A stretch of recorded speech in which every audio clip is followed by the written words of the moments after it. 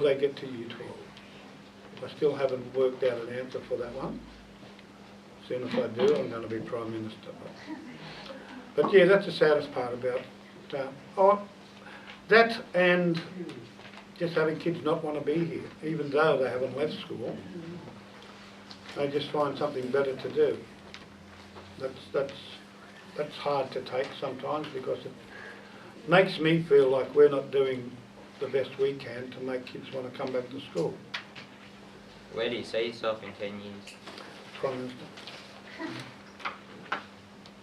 That's what I'm aiming for, and I'm not going to say any more. What did you have to do to get where you are today? I don't know. That's a hard question, actually. Like I said, I had a really, really different upbringing than most of you guys. See, where I came from, living on a mission, I was everybody's child. So everyone in the village or on the mission could chastise me, kick my butt or whatever, whenever I did anything wrong. That was their responsibility, and there's nothing I could do about it. So playing up and doing the wrong thing was not an option, because you had about 200 parents. And a lot of them weren't not very kind when you, if you were a repeat offender. So what have I done? I don't know. Like I said, I've been to a lot of places and I've done a lot of things. So what I've done is basically found that being in this type of work is the sort of thing that I want to do. I need to be educated.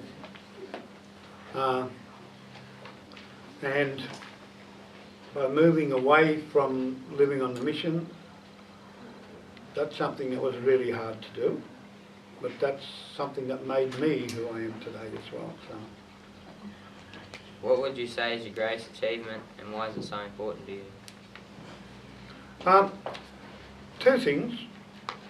I've got 5 grandkids, and they're the biggest achievement of my life. Running a close second to that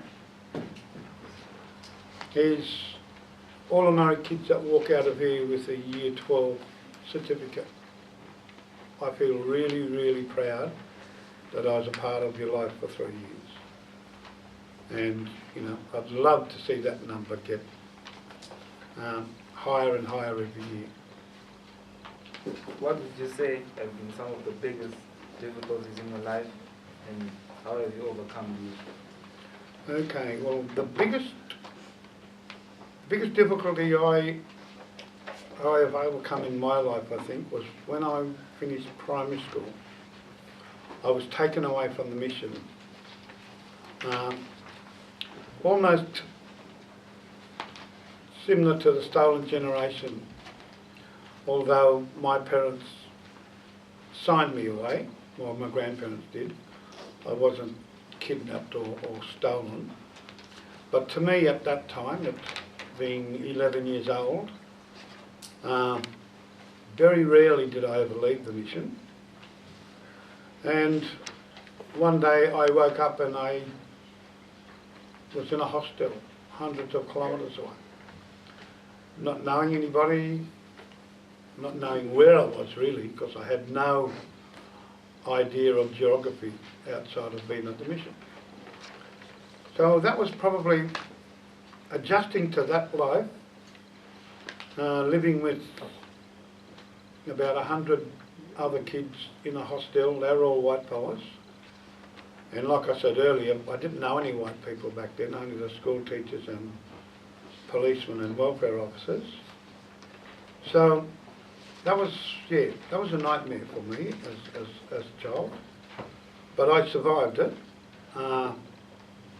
and adapted from mission life to living how these other guys were living. And I suppose that goes back a few questions to what made me who I am today is learning how to survive in a place where you didn't know anybody and you didn't have any support. So, and back then it was a very lonely time. But as I said, I overcame it. I didn't have a choice because I was too far away from home to run away, and I didn't know which way home was. So I just had to put up with it. So that was, yeah, that was probably the biggest achievement of my life, and that's why I'm the adult that I am, because I was forced to do these things, and now I can appreciate guys like you that don't have to go through this nightmare. You can go home to mum and dad and walk to school every day.